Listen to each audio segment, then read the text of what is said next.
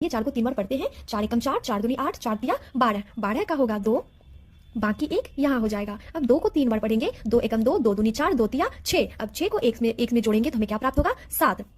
अब देखिए 7 में कोई हासिल नहीं है। अब 3 को 3 बार पढ़ेंगे। 3 एकम 3, 3 दूनी 6, 3 तिया 9। अब 9 यहाँ पूरा हो जाएगा क्योंकि 7 में तो कोई हासिल नहीं है। तो अब देखिए 5 को 3 बार पढ़ेंगे। 5 एकम 5, 5 दूनी 10, 5 तिया 15। 15 यहाँ हम पूरा लिख लेंगे।